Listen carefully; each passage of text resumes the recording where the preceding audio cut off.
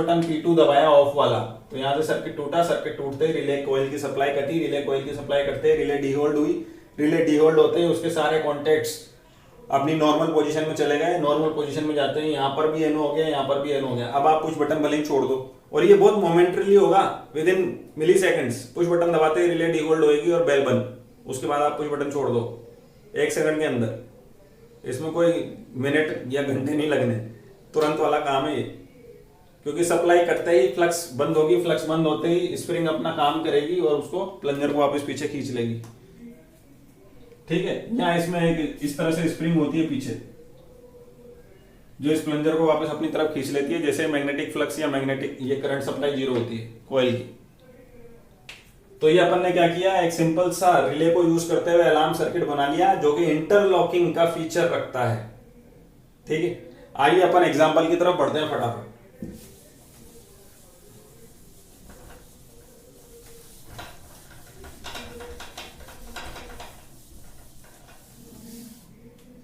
Example क्या कह रहा है अपना, कि अपन को एक स्कीमेटिक और वायरिंग डायग्राम बनाना है for a doctor residence. Doctor के घर के लिए अपन को एक स्कीमेटिक वायरिंग डायग्राम बनाना है, जिसमें रात को बेल बजानी है जो कि कंटिन्यू बजती रहे। देखो, कंटिन्यू बजने वाली बात आते ही दिमाग में घंटी बजनी चाहिए कि जब मेरे को कंटिन्यू बजवानी है कोई चीज, तो पुश बटन से नहीं हो सकती, स्विच से हो सकती है।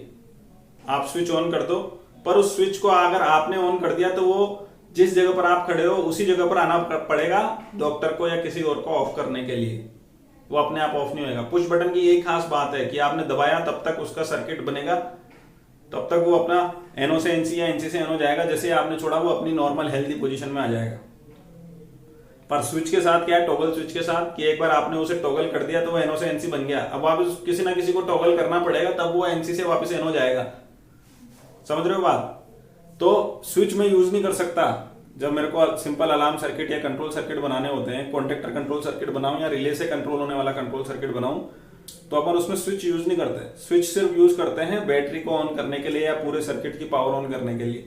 जो कंट्रोलिंग है उसमें पुश बटन ही यूज किए जाते हैं, क्योंकि पुश बटन एक बार दबाया और छोड़ दिया, फिर आगे दूसरा काम होना चाहिए। जबकि स्विच में क्या है, उसको वापस से टॉगल करना पड़ेगा। अपन ये बात क्यों कर रहे हैं, क्योंकि यहाँ पर क्वेश्चन में आया कंटिन्यू रिंगिंग, वो बेल कंटिन्यू बजनी चाहिए। तो आप लोगों के दिमाग में ये आएगा, जरूर आएगा, कि सर जब कंटिन्यू बजानी थी तो इतना दंड फंद करने की क्या जरूरत है, रिले लगाई और इंटरलॉकिंग करी, इतना सब कुछ किया, एक बटन ही लगा देते, वो बटन दबा दो और रिले घंटी बजती रहे। तो डॉक्टर सुबह सुबह आकर किसी ने 5 बजे घंटी बजा दी और वो शाम के 5 बजे तक बजी रही है, जब तक डॉक्टर बेचारा बाहर ना आए, या डॉक्टर के घर में कोई नहीं है और कोई घंटी बजा गया तो वो बजती रहेगी। आप लोगों ने कभी सोचा ना, घंटी के जो बटन होते हैं घरों के बाहर, वो ऐसे काय को होते हैं, दबाए तब तक बजेगी और नहीं दबाया तो छूट जाएगी, स्प्रिंग वाले, वो इसीलिए होते हैं। अगर वो सिंपल बटन वाले होते तो कोई भी दबा के और बज जाता और वो बजते रहते। ठीक है ना?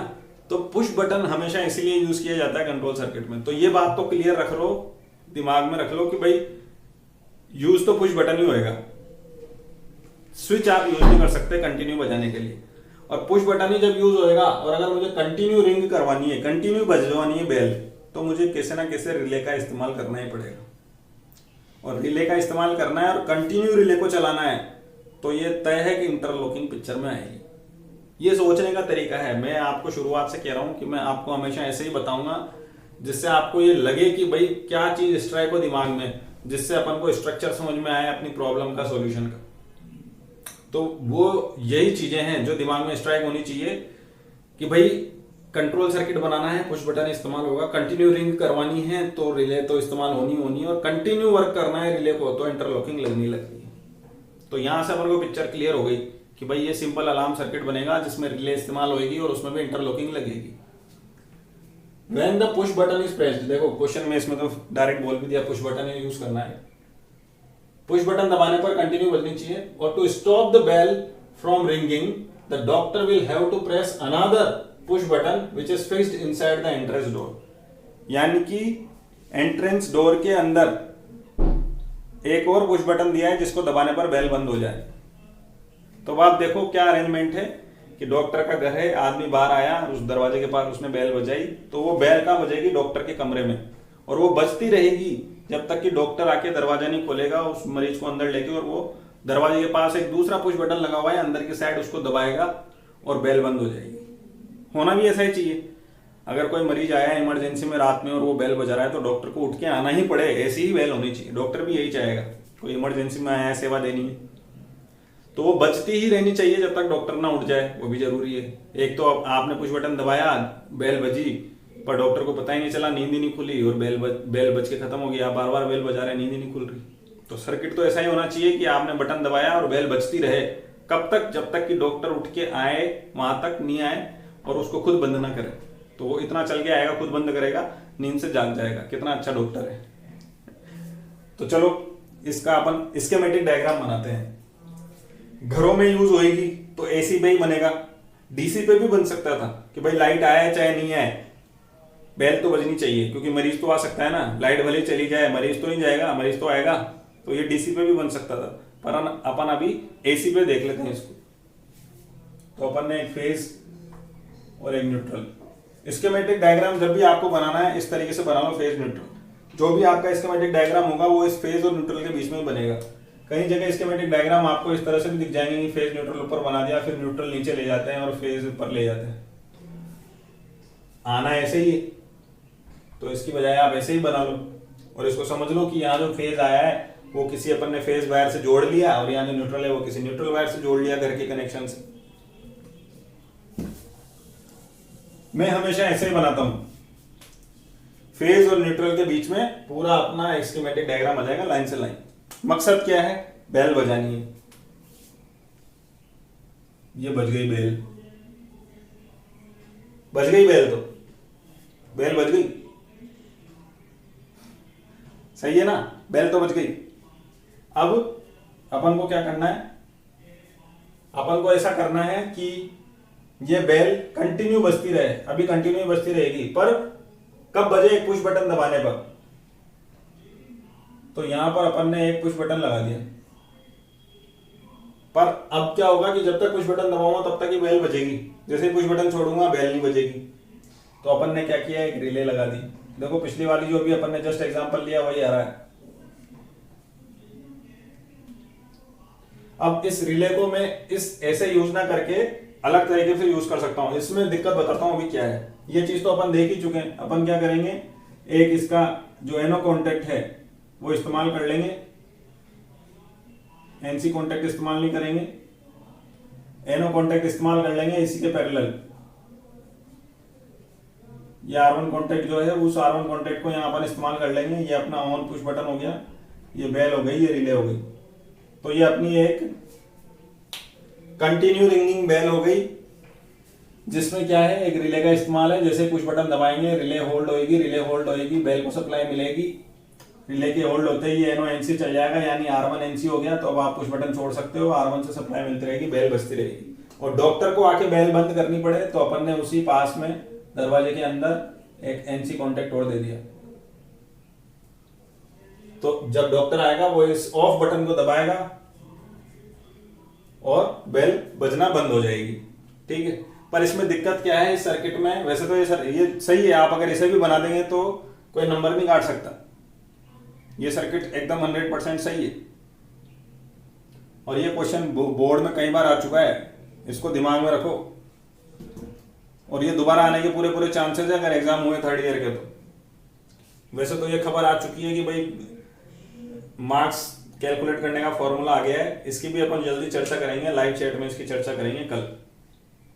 ठीक है, कल लाइव चैट करेंगे जिसमें इसकी चर्चा हो जाएगी। और भी बहुत सारे मुद्दे हैं जिनकी बातचीत होगी। काफी दिन से मैं आप लोगों से बातें नहीं कर पा रहा हूं, तो ये सब अपन वहां डिस्कस कर लेंगे। वैसे तो इसमें कोई दिक्कत नहीं है, जैसा कि मैं बोल रहा हूं। इसी का वायरिंग डायग्राम अपन को बनाना है। तो वायरिंग डायग्राम में फेज न्यूट्रल एक जगह अपन ले लेते हैं और यहां से चलते हैं। ये दरवाजा मान लेते हैं इस तरफ कमरा मान लेते हैं। तो जो कमरा है डॉक्टर का, वहां तो रहेगा क्या अपना बेल बजर जो भी बोलो आप। और ये दरवाजा है तो दरवाजे के पास यहां पर रहेगा पुश बटन। ये ऑन का पुश बटन बोल देता हूं, और दरवाजे के एक तरफ ऑन का पुश बटन, दरवाजे के दूसरी तरफ ऑफ का पुश बटन। तो ये ऑफ का पुश बटन हो गया।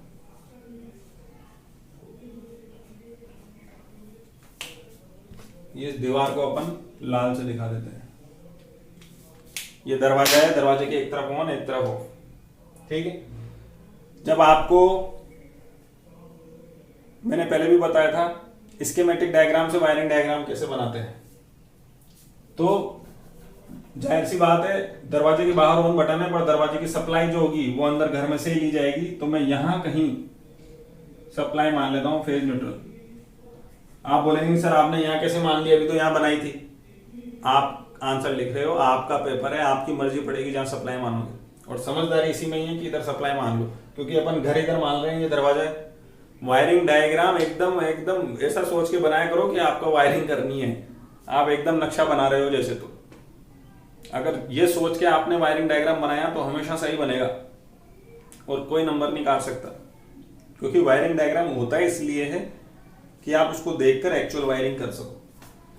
तो अपन को क्या करना है, सबसे पहले ऑफ बटन जोड़ना है।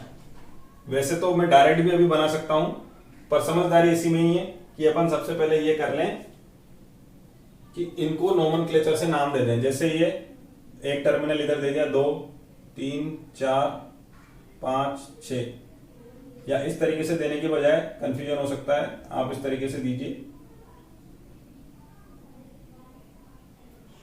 कि ये ऑफ वाला कुछ बटन P1 मान लेते हैं। तो ये P11 P12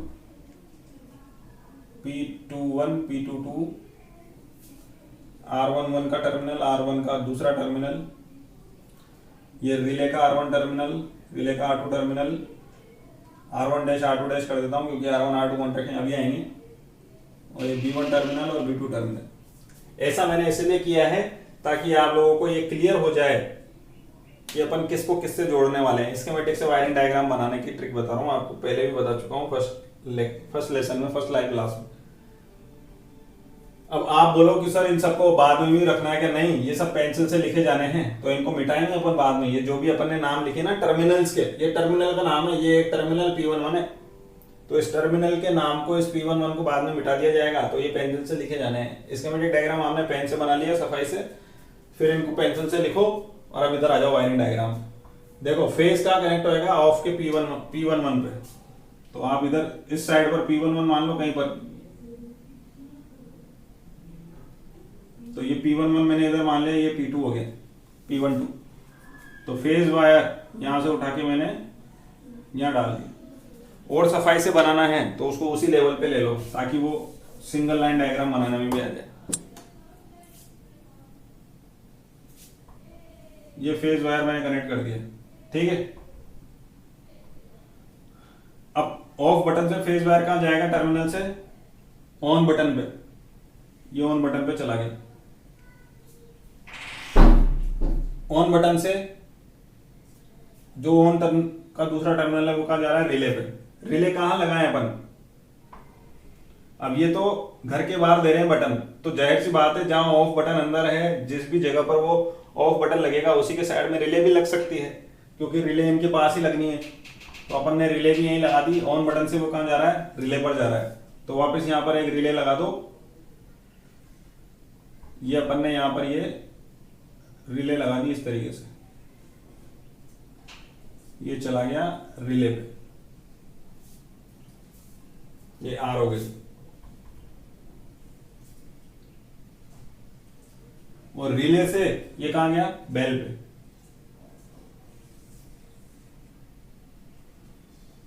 और बेल के दूसरे टर्मिनल से कहां गया?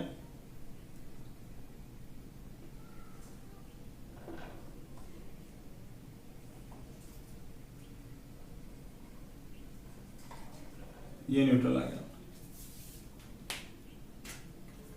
देखो ऐसा बनाने का मकसद क्या है कि आपको एक कंड्यूट तो यहां देनी है दीवार के आर पार, एक कंड्यूट यहां से आएगी जहां से अपनी मेन लाइन आई, और एक कंड्यूट इधर बेल की तरफ चल जाएगी। यानी एक केसिंग कैपिंग इधर, कंड्यूट बोल रहा है केसिंग कैपिंग, एक केसिंग कैपिंग इधर, एक केसिंग कैपिंग इधर, एक केसिंग कैपिंग इधर, 3 जगह की केसिंग कैपिंग में ये वायरिंग डायग्राम बन जाएगा। इसके जो ऑक्सिलरी जो रिले कॉन्टेक्ट अपन ने यूज किया इंटरलॉकिंग के लिए, उसको और बना देते हैं। यहां पर तो अपन रिले कॉन्टेक्ट यहां दिखा देते हैं स्कीमेटिक में, पर एक्चुअली में तो रिले के साथ ही जुड़ा हुआ होगा ना। तो रिले के साथ जो जुड़ा हुआ कॉन्टेक्ट है R1 एनो टाइप का, वो यहां होगा। ये R1 कॉन्टेक्ट है रिले का। ये कहां जुड़ा हुआ है, ऑन बटन के पैरेलल है ये, P21 से R11। P21 किसी को भी P21 मान लो, जैसे ऑफ बटन से जो जुड़ा था P12 वो ऑफ बटन से जो जुड़ा था P21 पे आगे जुड़ा था, यानी ये। तो अपन ने अब ये तार मैं ऑन बटन से यहां पर जाके लूं या मैं इसी को यहां से जोड़ दूं,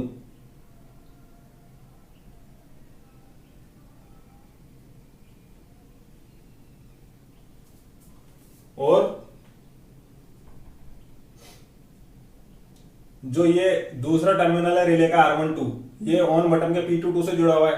अगर मैं इसको P21 और इसको P22 कह दूं, जैसा कि अपन कनेक्शन करते हुए आ रहे हैं, ऑफ बटन से P21 पे आया, ऑफ बटन से P21 पे आया, तो P21 से अपन ने R11 जोड़ दिया, P21 से अपन ने R11 जोड़ दिया। अब P22 को अपन को R12 से जोड़ना है, यानी इस टर्मिनल से। तो समझदारी किसमें है, मैं यहां से यहां तक तार खींचूं या यहीं से मैं यहां ना जोड़ दूं, यहीं से तो जोड़ना है।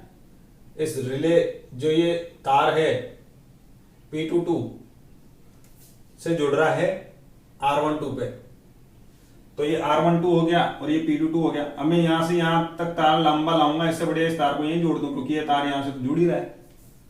तो वायरिंग इसी तरह होती है, जहां छोटे से छोटा लूप लग रहा हो वहीं लगाया जाता है।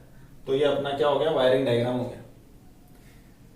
ये दोनों तार, एक तार ये और एक तार ये, दोनों एक कैसिंग कैपिंग में चल जाएंगे, दीवार में छेद करना है।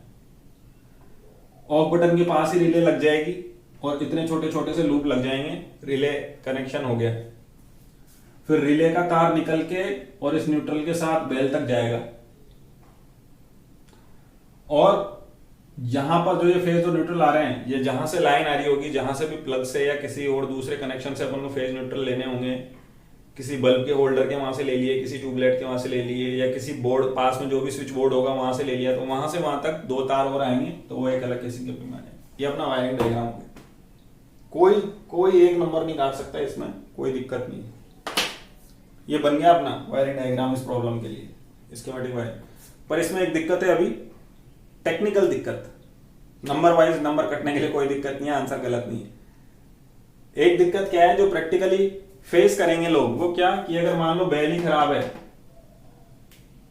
बेल बजते बजते खराब हो जाती है ना, टाइम के साथ धीरे धीरे बेल खराब हो जाती है। तो अगर बेल खराब हो गई तो ये पूरा सर्किट खराब हो गया, आप चलाते रहो रिले को, कोई मतलब नहीं निकलेगा। तो अपन इस स्कीमेटिक को एक इस अलग तरीके से भी बना सकते हैं कि मैं रिले को तो एक अलग सप्लाई से जोड़ लूं और बजर को मैं अलग सप्लाई से जोड़ लूं। इससे क्या है, ये दोनों सेपरेट हो जाएंगे। अभी रिले भी चल रही है, बजर भी चल रहा है, बेल भी बज रही है लगातार।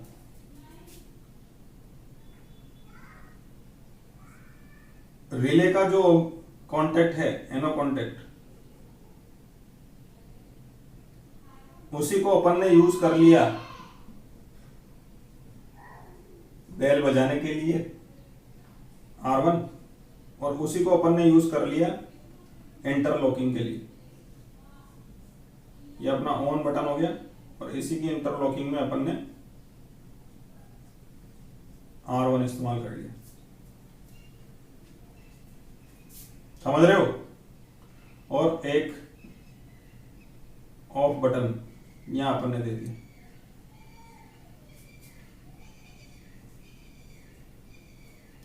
स्कीमेटिक डायग्राम बनाया मैंने ये फेज न्यूट्रल, जिसमें रिले एक अलग सर्किट में है और बेल अलग सर्किट में है।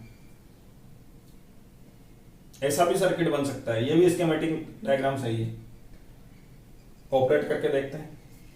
जैसे ही अपन इस ऑन बटन को दबाएंगे, रिले को सप्लाई मिलेगी, रिले को सप्लाई मिलेगी, रिले होल्ड करेगी, रिले होल्ड करेगी, तो रिले की जो इंटरलॉकिंग है वो भी हो जाएगी, साथ के साथ ये बजर भी बज जाएगा। आप देख सकते हैं कि बेल जो है उसका भी R1 पे ही जा रहा है और रिले की इंटरलॉकिंग भी R1 पे जा रही है। तो ये जो मैंने एक्स्ट्रा बनाया इसको भी हटाया जा सकता था यहां से। बेल डायरेक्ट यहां से भी कनेक्ट की जा सकती है, क्योंकि वो R1 पे तो कनेक्ट हो रही थी, और यहां से कनेक्ट करने के बजाय मैं यहां से भी कर सकता हूं, यहां से भी कर सकता हूं, या यहां से भी कर सकता हूं। तो अगर मैं इस रिले को यहां कनेक्ट कर दूं, इस बेल को सॉरी यहां कनेक्ट कर दूं, तो भी कोई दिक्कत नहीं। ये स्कीमेटिक डायग्राम भी सही है। ये मैं आपको अलग अलग तरह इसलिए दिखा रहा हूँ, किताबों में मिलेंगे ये इतने सारे अलग अलग तरीके, और वहां कंफ्यूजन हो जाता है कई बार कि यार यहाँ तो अलग जोड़ रखा है, यहाँ अलग जोड़ रखा है। ये सब क्या है, ये स्कीम बताने के डायग्राम है, कोई भी कैसे भी कनेक्ट कर सकता है, ये भी सही है। इसी को यहाँ कनेक्ट ना करके यहां भी कनेक्ट किया जा सकता था। होगा क्या, थोड़ा सा वायरिंग डायग्राम अलग हो जाएगा बस, और कुछ नहीं। समझ रहे हो ना बात को? अभी ये सब सीरीज में आ गए, अभी ये पैरेलल में आ रहे हैं दोनों। इसके बेल को अपन इसी के ऑक्सिलरी कॉन्टैक्ट से बजा रहे हैं, इसकी कॉइल से नहीं बजा रहे, क्योंकि ऐसा हो सकता है कि बेल की रेटिंग मान लो ज्यादा हो, बेल की करंट रेटिंग ज्यादा हो और रिले की करंट रेटिंग कम हो, रेटिंग का डिफरेंस हो जाएगा ना करंट रेटिंग का, तो अपन को ये करना ही पड़ेगा।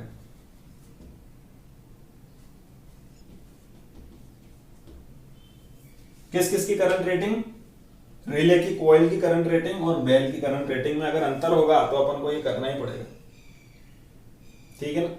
या ऐसा भी हो सकता है कि रिले आपकी कम वोल्टेज की हो, डीसी की, और बेल एसी का हो, तब तो अलग अलग बनेंगे, सही है स्कीमेटिक डायग्राम। और रिले का एक कॉन्टेक्ट अपन को उसमें यूज करना पड़ेगा अलग से।